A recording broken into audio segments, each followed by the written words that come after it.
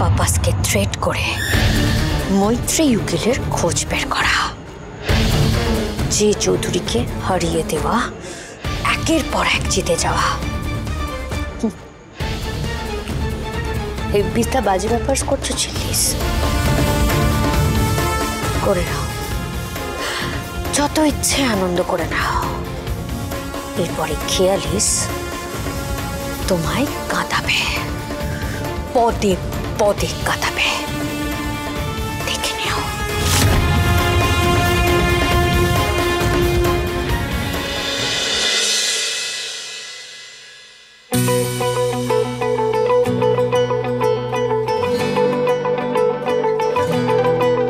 কি ব্যাপার, এখনো কেউ নামেনি কেন? কেউ ঘুম থেকে ওঠেনি? কি ব্যাপারটা কি? পুরনো শিডিউল কি সবাই ভুলে গেছে? কোথায় সবাই?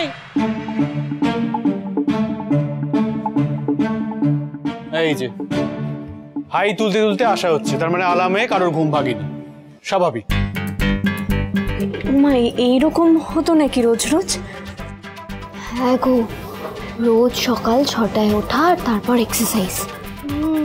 আর এক চুলে দিকলিক হলে মেজদা ভাই হাত থেকে আর রক্ষে নেই।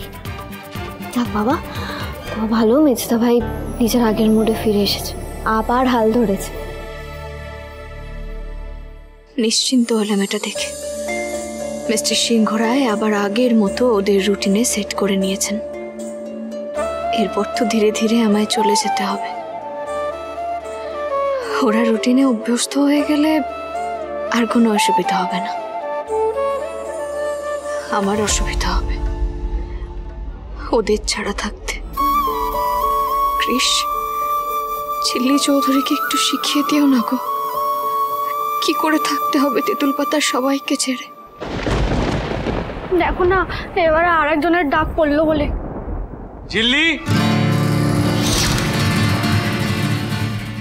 ইস ইস, তুলে নাও নাও। বলছি কংসু মামা, আমি একবার চোখে জল দিয়েছি। হ্যাঁ, চোখে জল দিস।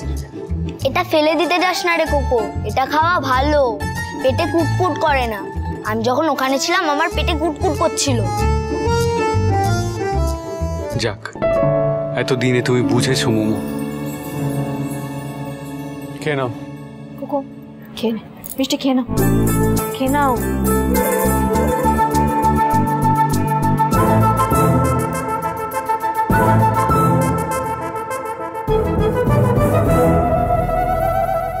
গুড। আচ্ছা, এবারে ব্যায়াম করার সময়। হ্যাঁ, রিজু আর তাতাই। আমরা? হ্যাঁ মেজদা ভাই, বলছি এসবের আবার কি দরকার? মানে আমাদেরকে বাদ দিলে হয় না? হ্যাঁ একদম ঠিক বলেছিস। মানে দেখ, তুই যেতে পারিস, তবে আমাকে তো বাদ দেওয়াই যায়। তুই বাদ মানে কি? তোর এই বিয়ে হয়েছে বলে? মেজদা ভাই, আমিও বিয়ে করব। হয়েছে? বাজে কথা বলা হয়েছে? হ্যাঁ, এবার আমি বলি। যেটা আমি ডিসাইড করছি সেটা হলো, এবার থেকে আমি শুধু একা নই, মর্নিং রানে আমরা সবাই যাব। এটা আমাদের রুটিনে নতুন অ্যাডিশন। এই যে গ্রুপের লিডার তুমিও। যে অভ্যেস আমি দীর্ঘদিন বজায় রাখতে পারবো না, সে অভ্যেস আমি করতেও চাই না।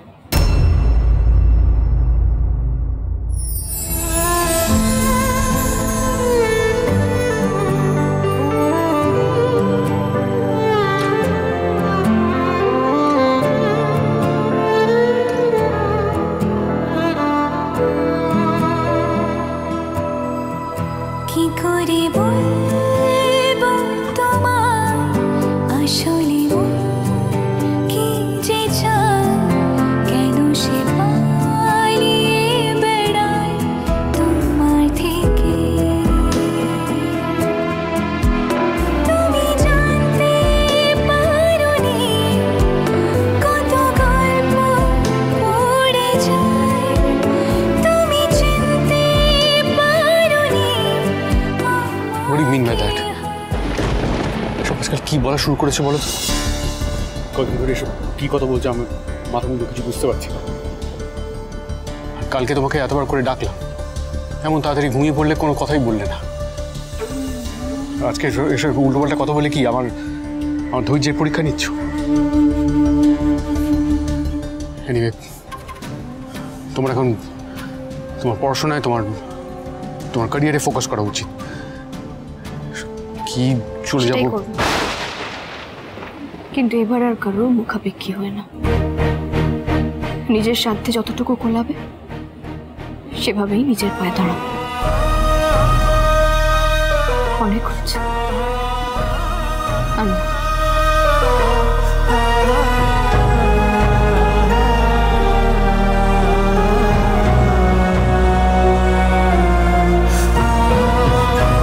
ঝিল্লির মনে অনেকটা অভিমান জমে আছে জানো তো। সেদিন রান্নাঘরে আমাকে এমনভাবে কোথায় কি থাকে বুঝিয়ে দিচ্ছিল যেন ও কোথাও চলে যাবে। কিন্তু আমরা ওকে কেন যেতে দেবো বলো তো? না দেখ, ঝিল্লির মনে যদি সত্যি ভালোবাসা নিয়ে কোনো এক্সপেকটেশন তৈরি হয়ে থাকে, তাহলে সেই ভালোবাসা না পেলে কেন থাকবে বলতো?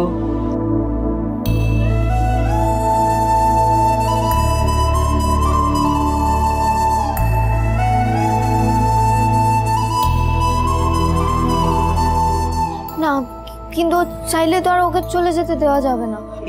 ওকে কি করে আটকানো যায় বলতো? জানিস, এই যে ঝিল্লির অভিমানটা হয়েছে এটা তো খুব স্বাভাবিক, তাই না? মেজদাভাই কি উচিত বলতো এখন? মেজদাভাই উচিত ওকে একটা রোম্যান্টিক ডেটে নিয়ে গিয়ে হাঁটু গেড়ে বসে ওর কাছে ক্ষমা চাওয়া। ও হাঁটু গেড়ে মানে ওই নীল ডাউন। কি গাধা রে তুই! এই রোম্যান্সের আইডিয়া নিয়ে তুই বিয়ে করবি? বিয়ে করে আবার জগিং আটকাবি? গাধা একটা।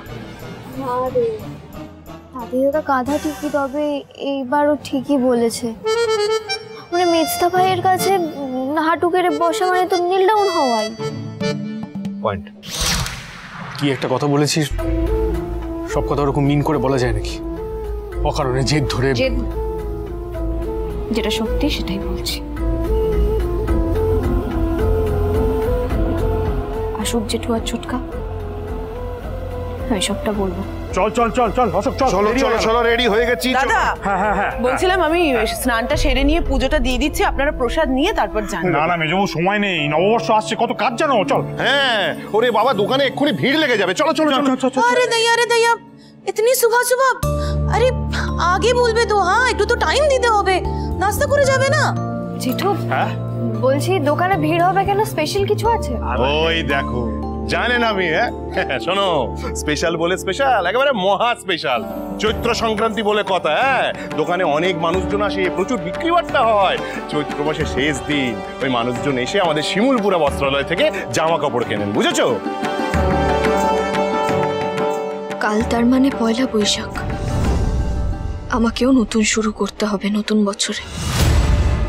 না না, জেঠু আর ছোটকাকে এক্ষুনি সবটা বলতে হবে। জেঠু বলছি যে শোনো না, তুই আমার কথাটা আগে শোন না। শোন, আমি ঠিক করেছি যে তুই এই সবাই শোনো, সবাই শোনো, শোন।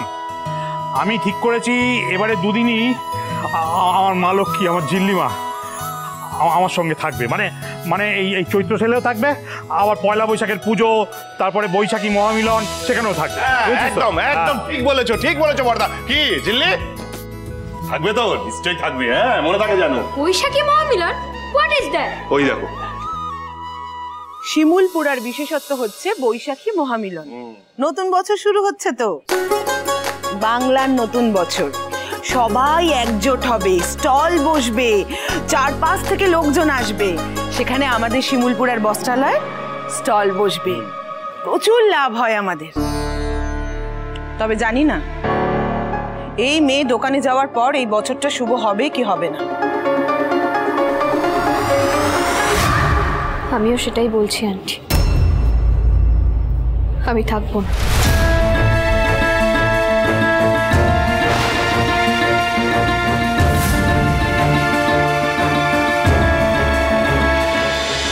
সুজনি